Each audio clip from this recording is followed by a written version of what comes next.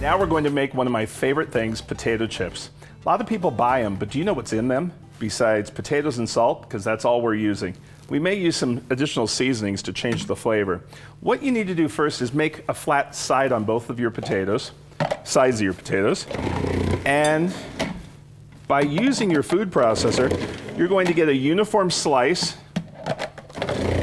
press it down, just straight down. Now you can use a different type of potato if you like also. You can use a purple potato or even a sweet potato. Just like that. Now you're going to take these slices right here and you're going to soak them in a water bath with some ice for about an hour. So this will pull all the starch out. You don't want a gummy potato chip, and that's what happens if you keep them out of the water. So it'll pull all that starch out. About an hour, and that's all you do. After an hour, they soaked, and then you're just going to put them single layer. You don't have to be real neat, but I try to make it so they don't sit on top of each other, on paper toweling or just a piece of parchment paper. And you leave them here on this paper for about an hour. So it does take a while, but they're worth the effort.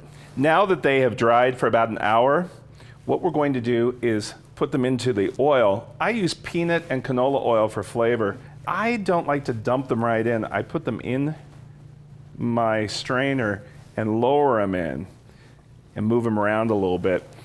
It's 350 degrees for about 3 minutes on each side. I told you peanut oil because it adds a little bit of flavor, but if you have any food allergies, skip the peanut and just go straight to canola only. Don't use olive oil, it burns too fast. Now, we want it 350, and I'm a little higher than that, so lower it down. And in between batches, you'll want to check your thermometer, making sure it's still 350.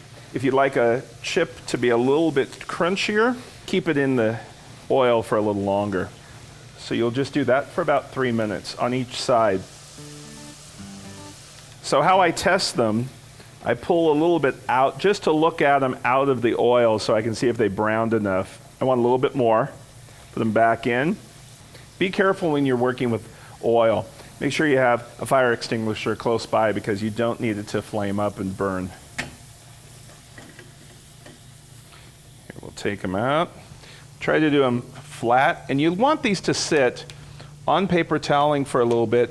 They'll crunch up even more. Plus, they're too hot to eat right now. I'll add a little sea salt or any type of other herbs you want to do. Truffle salt is really good on this, or Cajun pepper a little bit, or Italian seasoning with some salt. These may seem that they take a lot of work, but it's worth it. You get to create your own flavor of chips, and you know exactly what's in it: potatoes and salt.